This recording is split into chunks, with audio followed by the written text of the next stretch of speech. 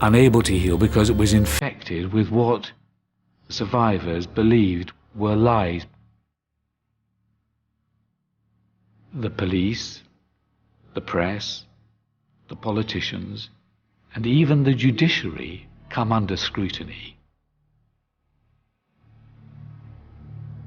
So the city had this festering sore.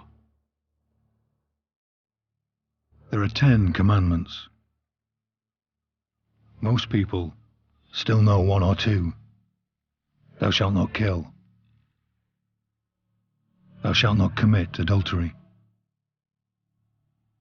This film is about the 9th commandment. Thou shalt not bear false witness against thy neighbour. The 10 Commandments is a story told in the Bible. This is a story from Liverpool. When a person is denied truth, when they're denied justice, there's something very deep within. The cries that came out of Liverpool for the last 23 years, they cannot be dismissed.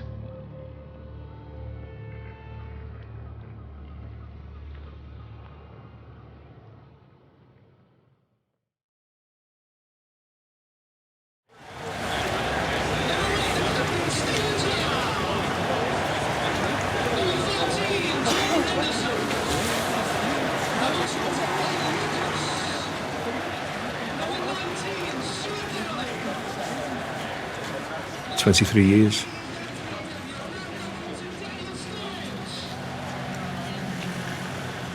It consumes you. And I've tried many times to walk away. It keeps dragging you back.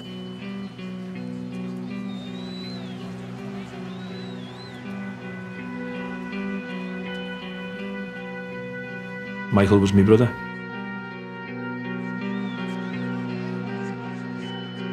I loved him, and I can't forget that. Hillsborough came into my life, and it won't go away. It never leaves them. When you talk to people who are directly involved, you can see what is a normal life when you've been through that, and nobody has believed you. Nobody. This is the world of Hillsborough, a world from which there is never any escape. A world where a professor can spend years researching what really happened, but where no one is listening. It's a world where people's lives are trapped in a script that has been written by somebody else. We have a birthday, yeah. These are the great matches to win and the worst possible ones to lose. Like last year, have been allocating the... It's the world of a mum still fighting for justice for her son after 23 years. Here, I'm trying to climb their way up into the upper tier once more. The ambulance is still... It's the world of a policewoman who saw too much. There were too many people in one end of the ground. Now, once the reasons for that are found out... It's the world of a brother, the only person left who can set his family's story straight. This is the world of Hillsborough. And this is the bishop who helped unlock its secrets after 23 years.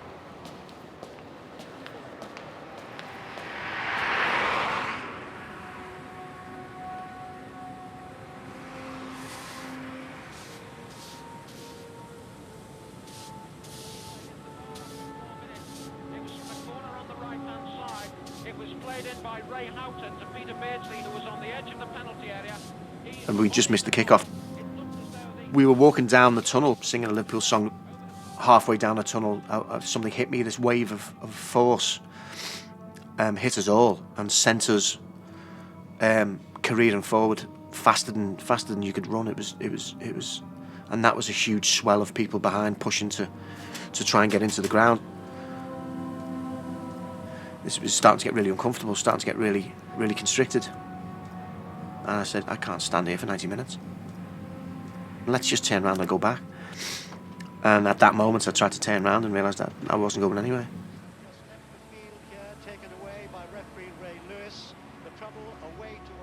I was in Liverpool, doing a bit of shopping with my wife. There was the old shops then, and you'd have, like, say, 10 televisions in the window. You could just see the footage of the crowd spilling over onto the ground.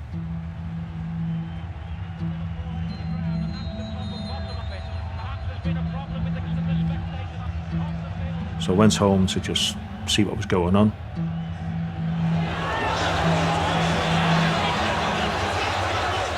You could hear some screaming.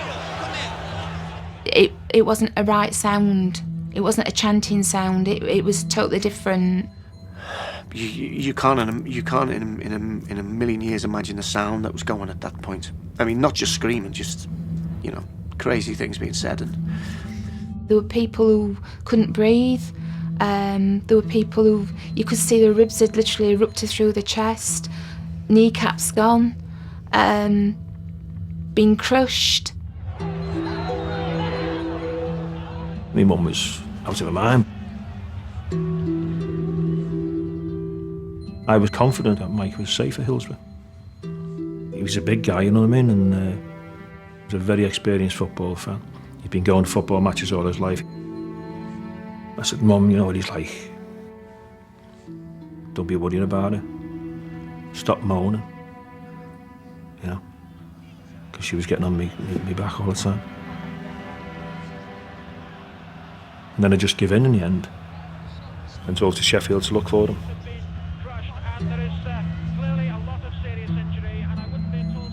I grabbed the guy who was next to me, and a few other people grabbed him as well, and we moved him across some of the barriers and stuff, and being very careful where we were standing, obviously, because you know there was a lot of people down on the floor, and we got him to a side fence, which was the fence that separated the pens with a little walkway onto the pitch, and we managed to drag him across. And then we lifted him up to tip him over to safety, and as we lifted him up, I said, and a few other people said, just drop down onto your feet now, and to this guy, and just drop down to your feet and run onto the pitch. And when we let him go, he'd been dead for a while, so we didn't know. So that's the thing. When I decided to get out.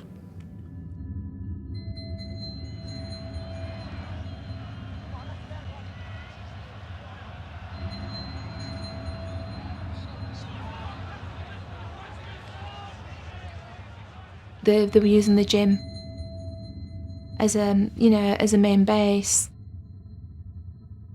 where all the dead were. We were warned then that the relatives were going to be brought in. To sitting in that middle of that gym and then being told that your relatives were coming in, and then having to hear them coming in, and it wasn't quiet. It was, after hearing what I'd heard on the pitch with the screams, and it's a horror, it was a different sound. And it's a sound that went straight through you. It became part of you. It was as though you were vibrating. And it was totally different. It was horror at losing somebody. Horror knowing that you're sent to a football match whereby you think they were safe, but they weren't. And it vibrated through you, and there's nothing you could do. Nothing at all. Just sit there and hear this noise going on and on and on.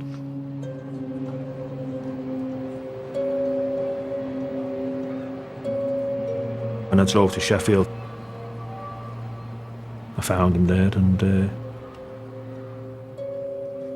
I walked out and I thought, good God, I've got to phone my mother now. Tell my mother. And I don't think, I still remember the phone call. And I honestly don't think she ever forgave me for that.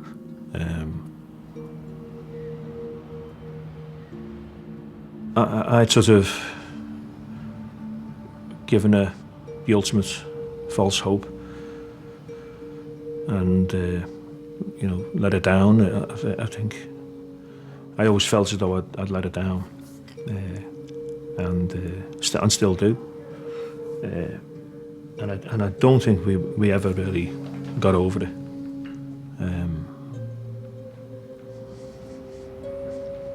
We lost something that day, me and my mum.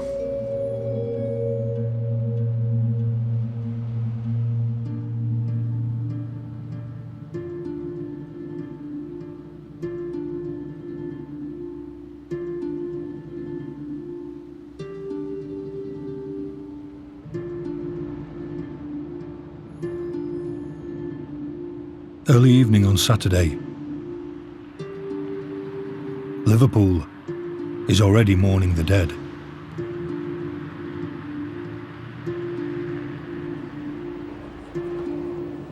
"23 years later, a Prime Minister would say they had been victims of a double injustice. The first had already happened. Everybody had failed them. Over 90 people had died in a ground that was overcrowded and unsafe. The police response had been chaotic and disorganized. The emergency services were slow to react as their loved ones were crushed and killed. This is what they knew in Liverpool as they lay their tributes on the cop. This was their reality now. What they did not know was that at such a time, it's not the football fans who define reality. In Sheffield, the police were already briefing the press with a story of their own. I don't care what other people say. They're either mental or they're drunk. You just can't handle them. When they refuse to be controlled, refuse to be directed or guided where you're trying to get them in anything like an orderly fashion, that makes it almost impossible and almost uncontrollable. I think that anybody who looks at the nature of the events that those officers were faced with and had to deal, and now starts questioning the decisions that were taken, when they're placed in the position of having the knowledge that those officers had, I think they will view it very differently. And a lot of the fans, many hundreds of them outside that gate, had been drinking very heavily. The police certainly aren't to blame. From the very early days, they knew. They knew they were in the firing line. And of course, what do you do as institutions when you're in the firing line? The first thing you do is deny, and the second thing you do is offload. They denied their own culpability and they offloaded it onto others. Who are the easiest people where you shift the blame? The easiest people to blame were the Liverpudlians themselves. This was no longer the Liverpool that had been the second city of the empire. The maritime metropolis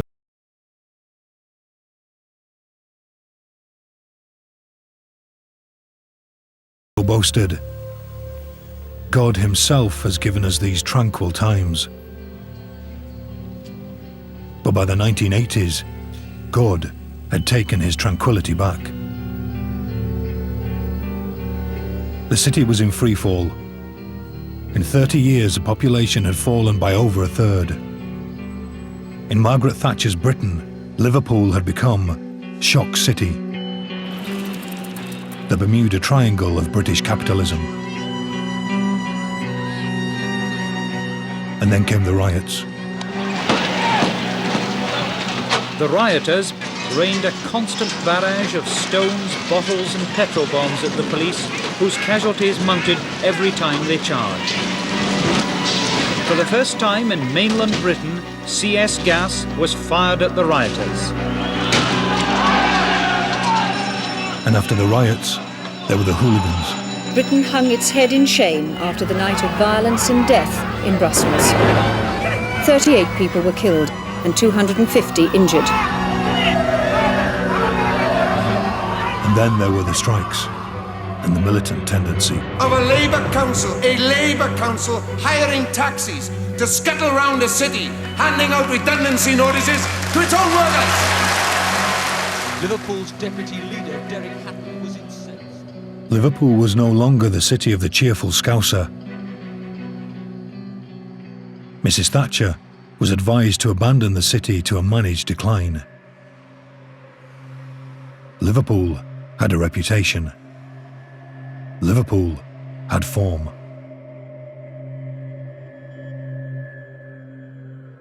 In the Liverpool of the 60s and 70s, children playing in the streets used to sing a song.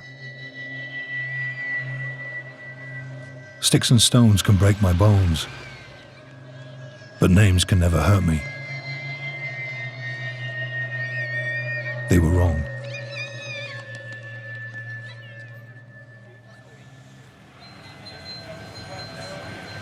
It was the Wednesday afterwards. They set up coaches to take people back down to Sheffield. I think presumably the idea that the quicker you faced it, the quicker you tried to come to terms with it. All kind of very, very kind of messed up people on the coach, you know, mentally kind of really, really scarred. Still stunned, I think. I think stunned is probably the best way of putting it.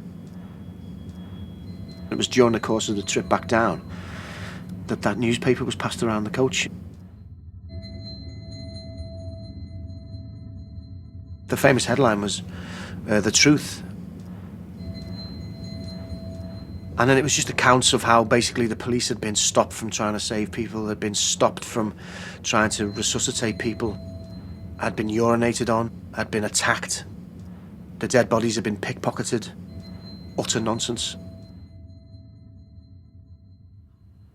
Seeing them headlines, reading them headlines, they all seen them. Because we all bought the Sun then, and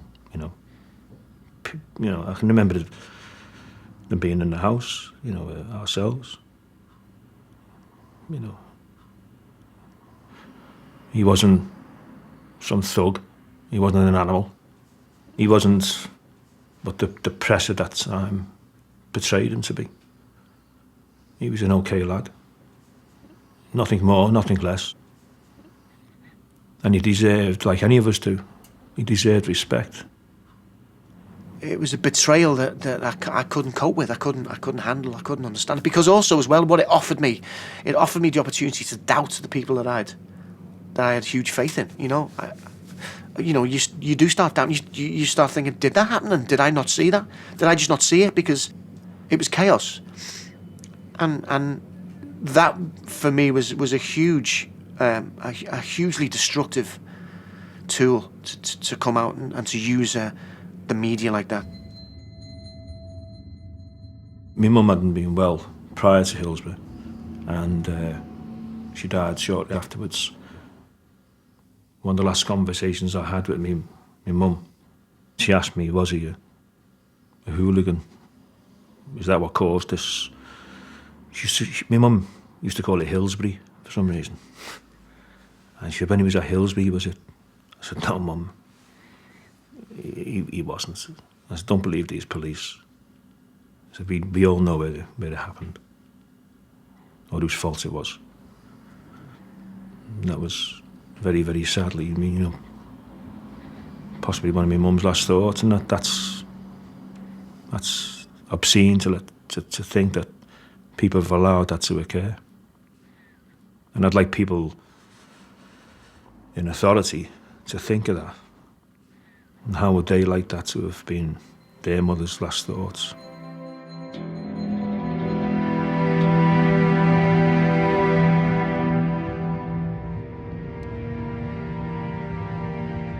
It's one thing to say that. It's one thing to run that story. It's another thing to actually look for evidence that is going to demonstrate that and prove that.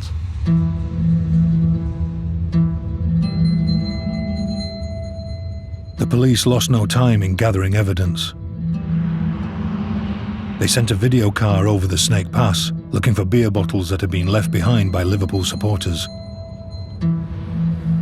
They had already taken blood alcohol levels from all the dead, even the children, and were checking the criminal records of all the victims.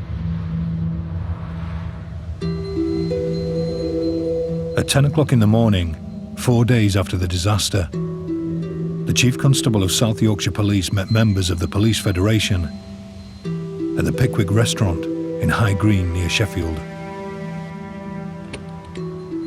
A secretary made detailed minutes of the meeting.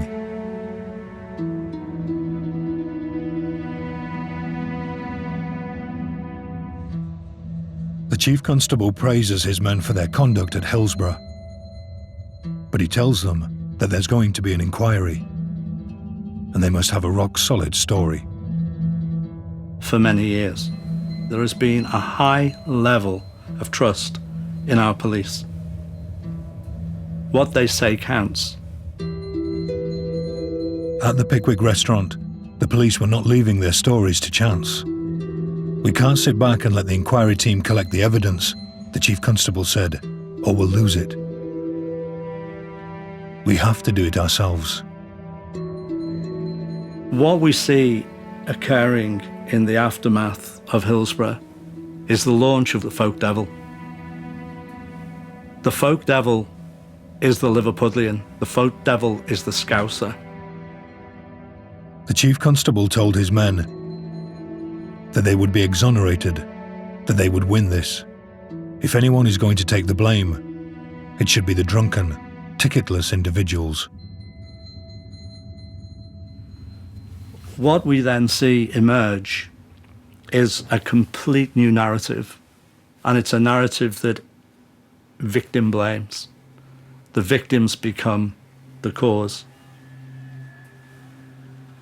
A story that will say very clearly the police behaved perfectly well on the day. They did all they could to rescue. They did all that they could to help the situation.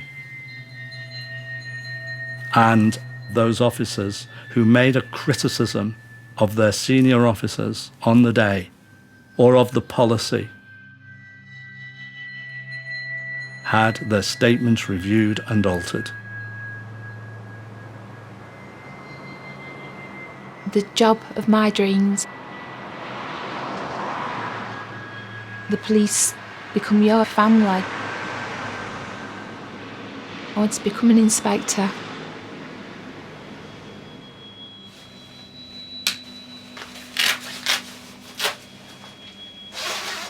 Deborah Martin would never become an inspector.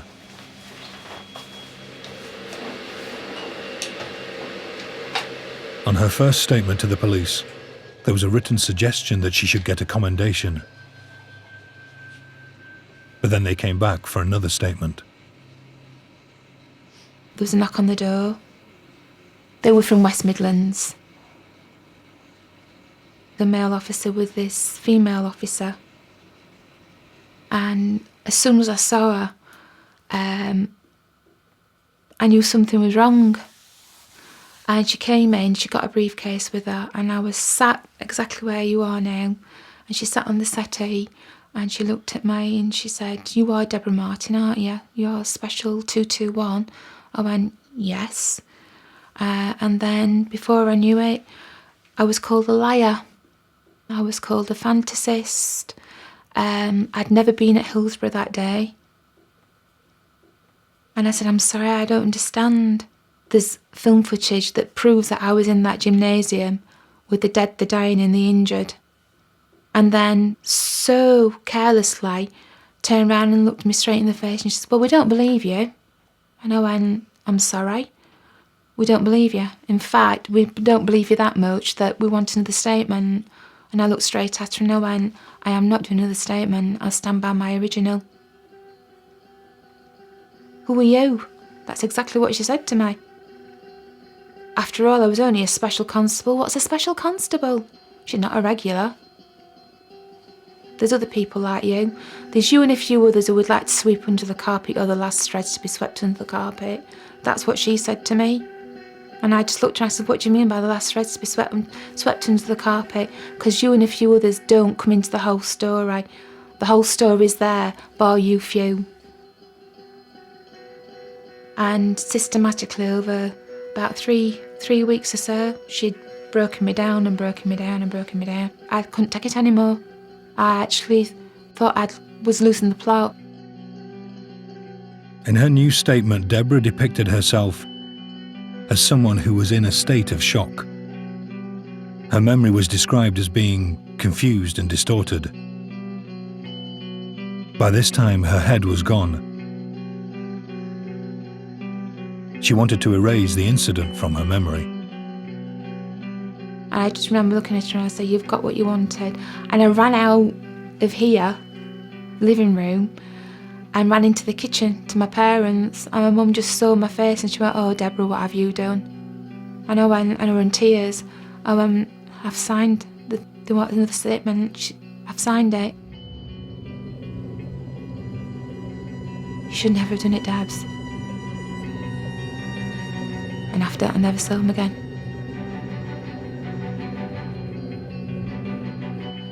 I feel as though they stabbed me in the heart and they've twisted that knife and pulled my heart out with it.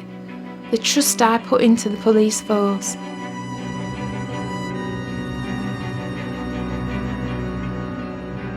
The police have always disputed Deborah's account of how her second statement was obtained. Some officers saw this was highly irregular and objected strongly to it. Other officers were not only just taking things out of their statements, they were having things added into their statements. And they accepted that too. The vast majority of officers, for whatever reason, went along with that.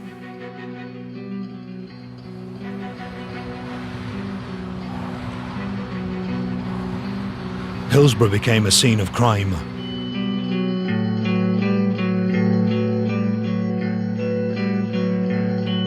Forensic teams photographed, measured, analysed, combed the ground for clues. The first inquiry reported 5 months after the disaster, but the evidence did not support the police version. Lord Justice Taylor didn't mince words. The Taylor report said the main reason for the disaster was the failure of police control at the ground. Their operation broke down.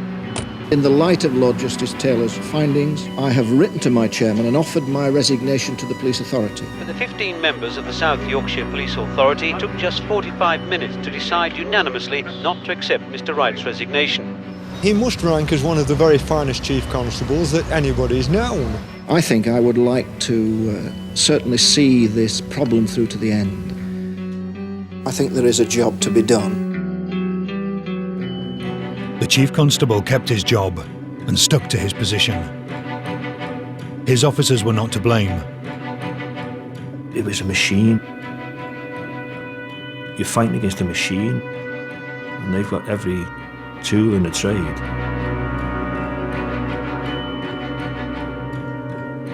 By the time the inquests into the deaths at Hillsborough opened in 1990, the police story of Liverpool's hooligan fans was beginning to stick.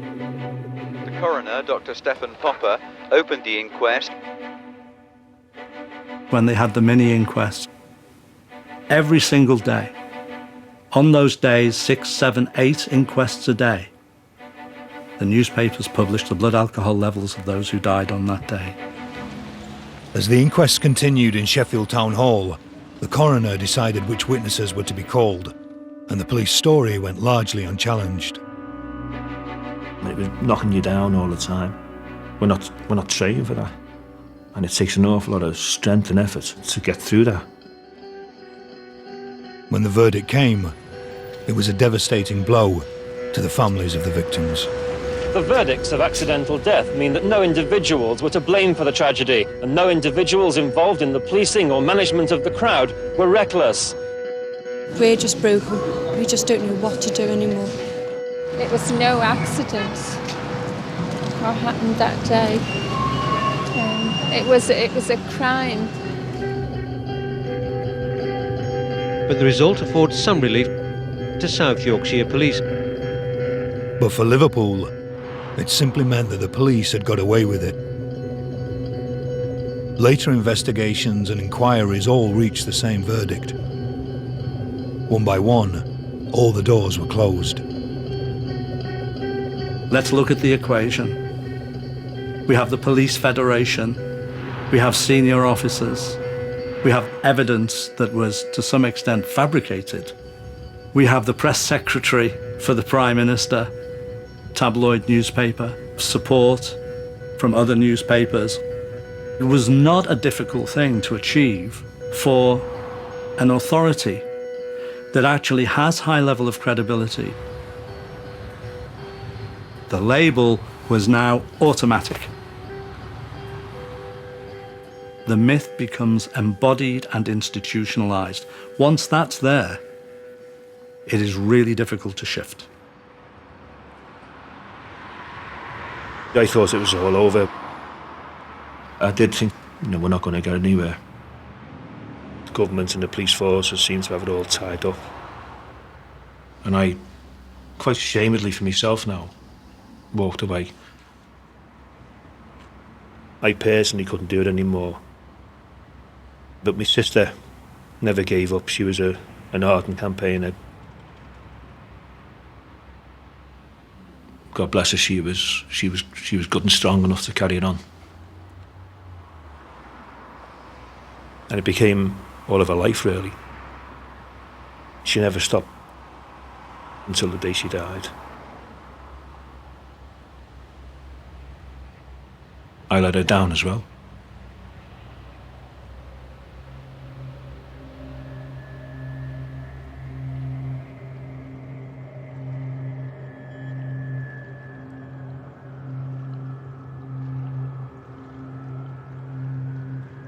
In a certain city there was a judge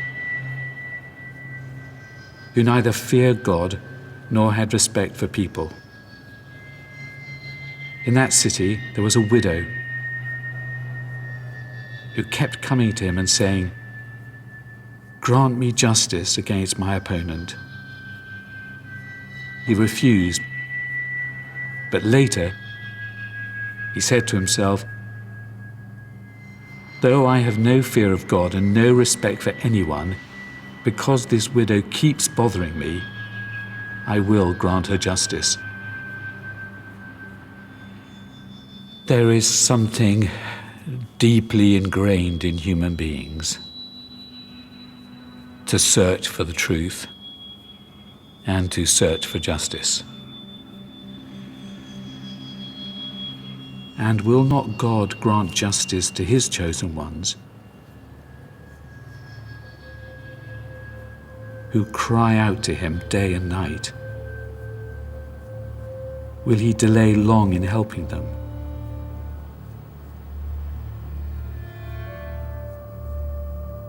As I read this parable in the light of Hillsborough, it seemed to give meaning to my life, because I could see how it related to the situation of the family.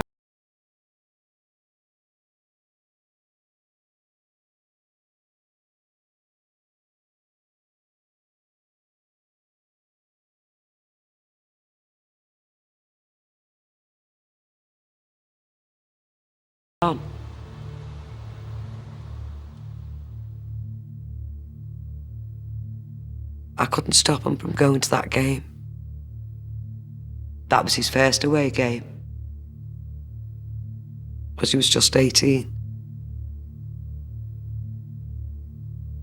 And he walked out the door and I didn't get him back anymore. Never seen James again alive. And I can't get over that. Margaret Aspinall now leads the Hillsborough family's support group. Wasn't it? And this is the 24th year she's been campaigning for justice for the Hillsborough victims. A lot of us felt like giving up. Many a time I did. It's no use going any further, because we're not going to get anywhere.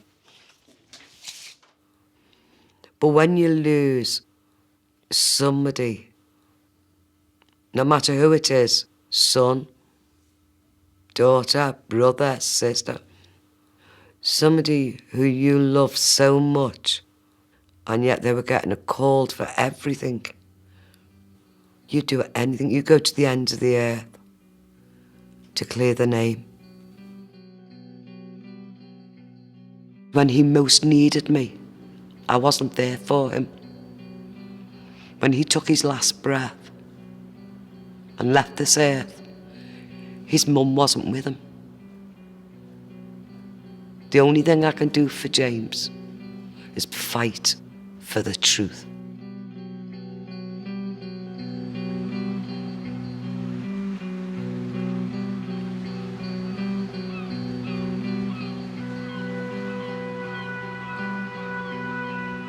I have tried many times to walk away from this thing, but all these things in the back of your mind, it keeps dragging you back. You know, I wish I hadn't have put my mum through that. I wish I'd have supported my sister more at times. I'm the last surviving member of my family, and you know, if I've got to keep on fighting until I go. And my sister showed me the way. Don't give in.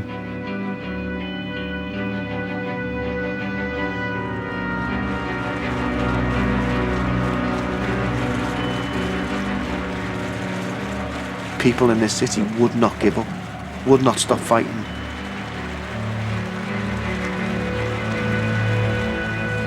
You're still going on about that? Are you still banging on about Hillsborough? God, nobody's interested. Yeah, you self-pity city, you know, victims, yada, yada, yada, yada, which they still say now, you know. Well, there was no victims about the way they fought it, though. No victims about the way they fought for that justice and the way they fought for the truth to come out. No victims there. There's a difference between me or 95 other families knocking on the Prime Minister's door. Every other Saturday there's 45,000 chanting justice for the 96.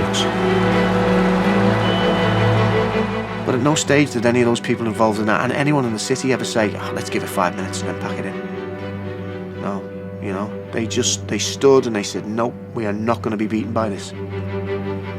They picked on the wrong city.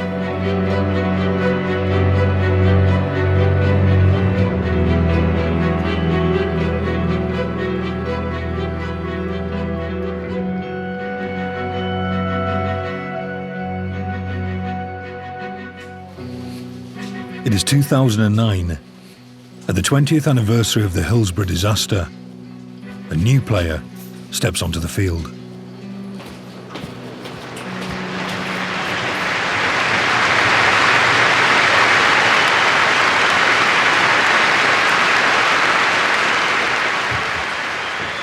I remember coming out of the players' tunnel on the 20th anniversary, and there were over 30,000 people gathered for the service.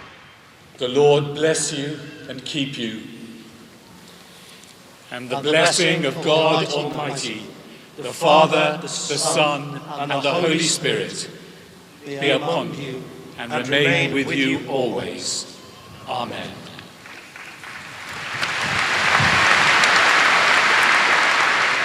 And then Andy Burnham, who was Secretary of State for the Department of Culture, Media and Sport, he came to the stand. Today, as the Prime Minister has asked me to convey, we can at least pledge that 96 fellow football supporters who died will never be forgotten. He mentioned the Prime Minister, who had just said a week or so earlier that there would never be another inquiry into Hillsborough. And a lone voice from the crowd just shouted out, "Justice for the 96." And he asks us to think at this time. And with that, the whole crowd stood and chanted.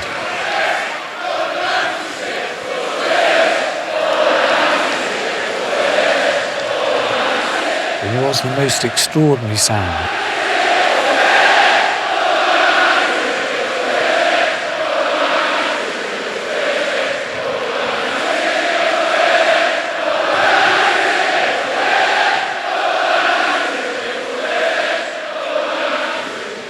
They could not have been more in unison.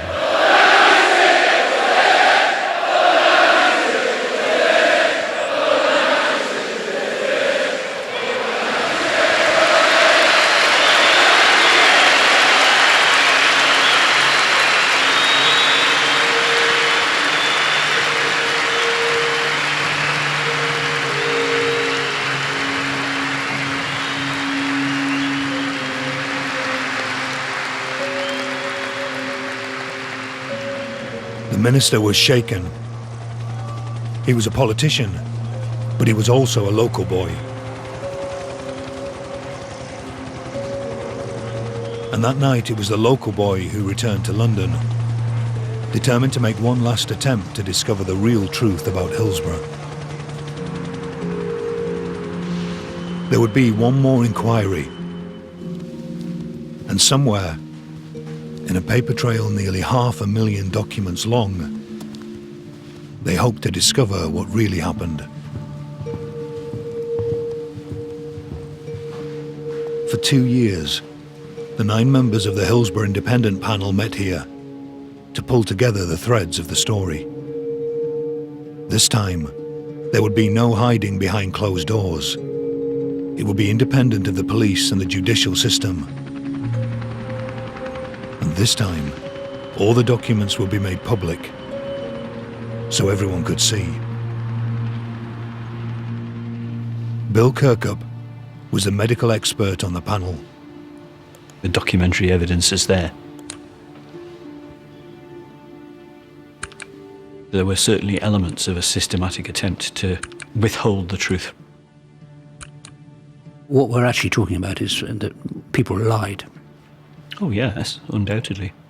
I mean, starting at just after 3 o'clock, when the match commander said that fans had broken down the gate.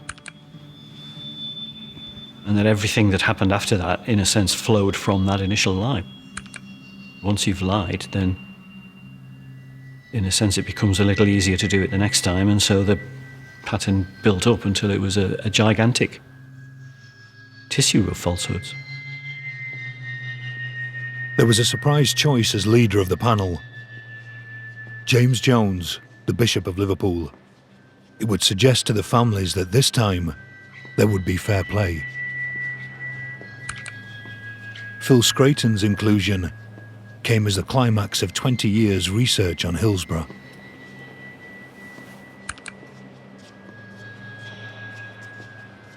People were saying, what's a bishop doing, chairing a panel like this? And I think what that question raises is another question, which is, if through a particular episode, the police, the press, the politicians, and even the judiciary come under scrutiny, who does society turn to at that moment? Who do they turn to? What institution can they turn to that has some respect within the community for looking at all these questions that have been raised about those other institutions within society?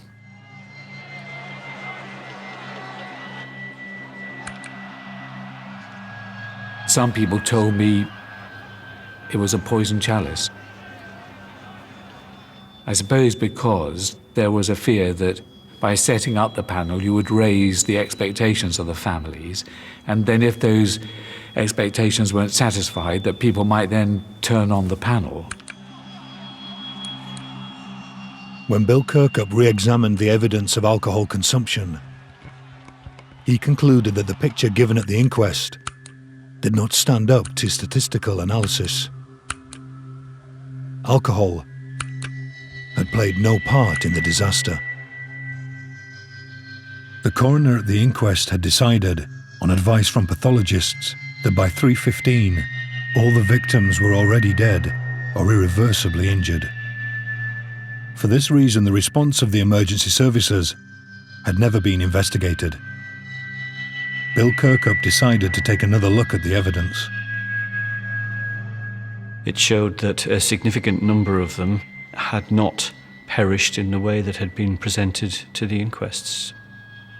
Although they would have lost consciousness at a relatively early stage, there was clear evidence in the post-mortem records that a significant number would have survived past 3:15, would have been partially short of oxygen at that time, but with a continuing circulation, would have been amenable potentially to being resuscitated, and that events that happened after 3:15 would have played a part in determining whether those people lived or whether they died.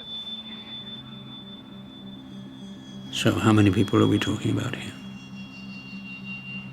There were 41 in total.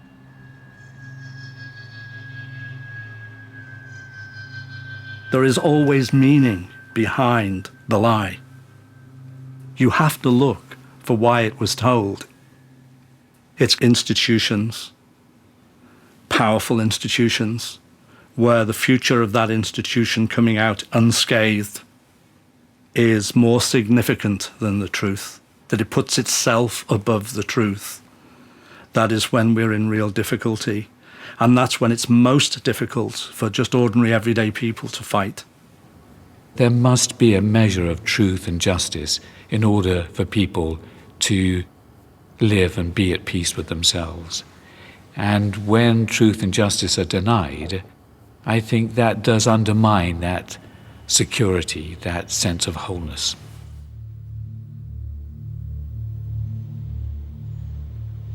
I would not have believed that a cover-up on that scale would have been possible to engineer. It does show us in a pretty stark way what can happen if you start to think that it's more important to protect your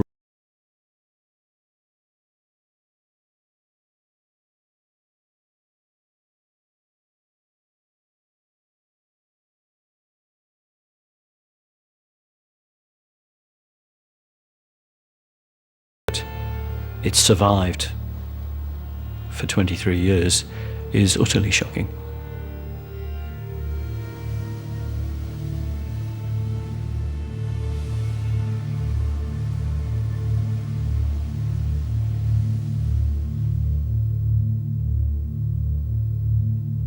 The 12th of September, 2012. The day chosen for the disclosure of the panel's findings.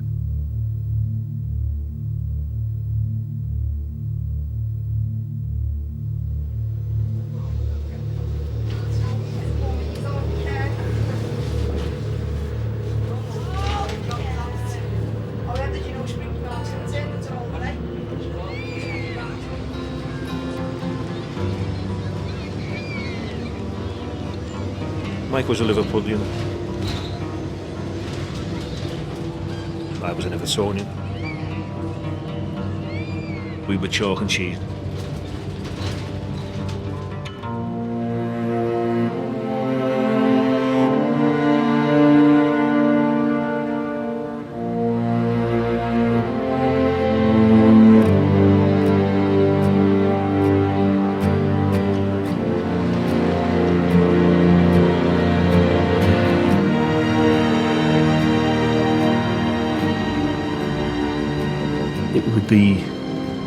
Be just that at least one of our family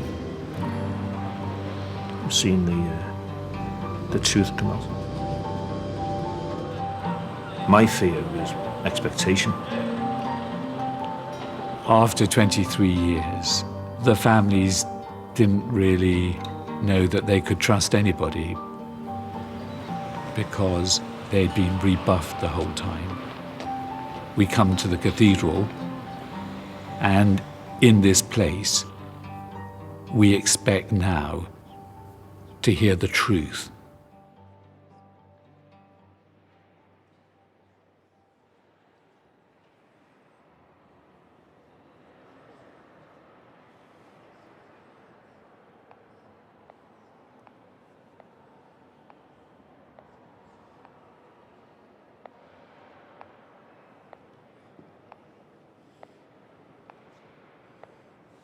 We need to go and sit privately now.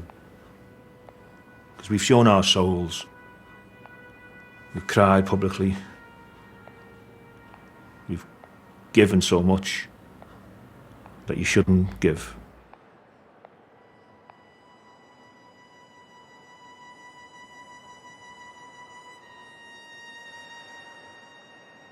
We were used to disappointment. We were used to it.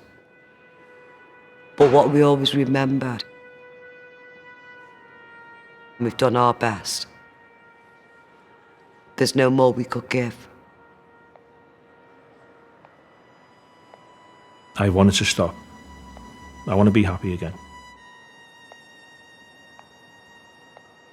I remember looking down on the people as their faces showed what they were absorbing. People came here, obviously not knowing what the report was going to say, not knowing what the documents were going to reveal, but somehow coming here to this building enabled them to have trust on that day.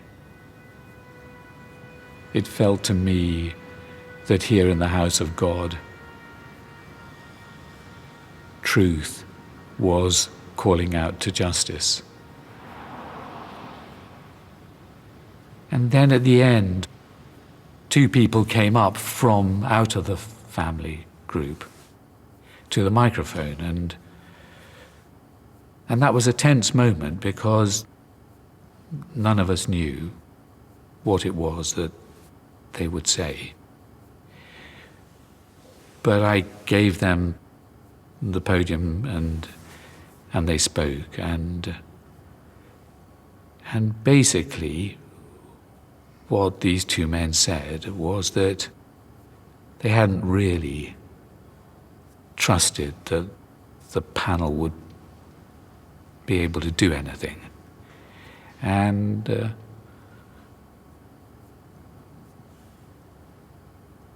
they said that they were wrong.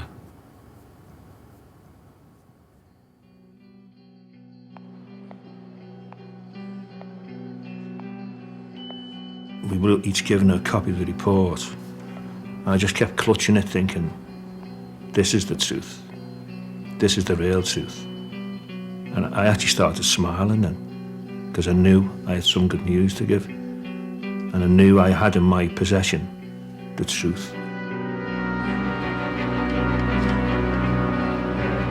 Newly published documents have revealed a cover-up in which police tried to deflect the blame onto the fans. Ambulance officers were slow to realise what was going on. Key statements had been tampered with or destroyed.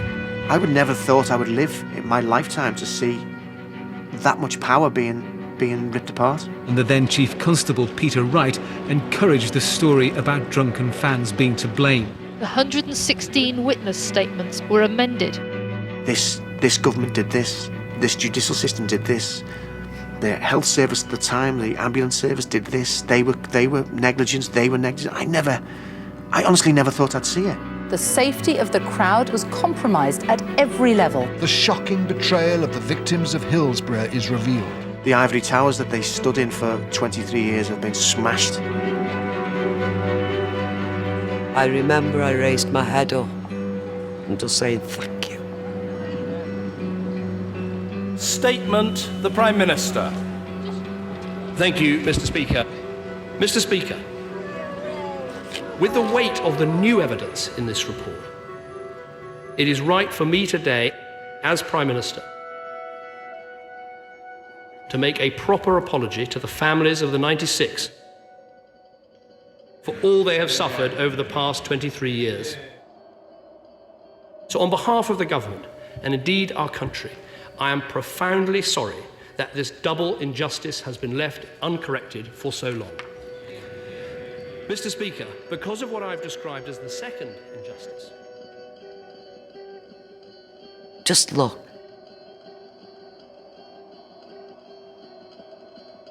Look at the Scousers. Look what they've done. Against everything that was thrown at us.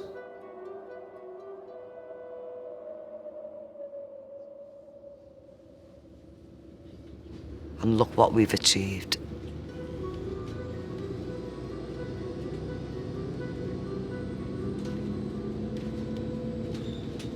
It was always one of my aims, if you like, or one of my wishes, that when the truth come out, I'd go and tell them.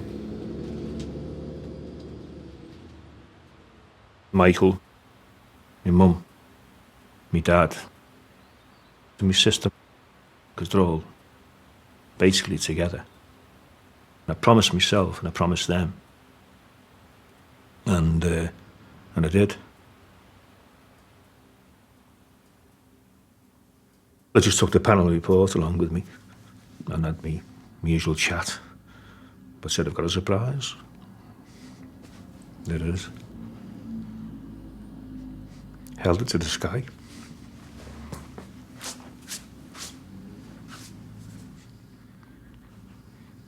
That was it. The following day, I went to the memorial. Had a chat with Michael. Told him that the Blues were still on top, you know. But here's a bit of good news for you.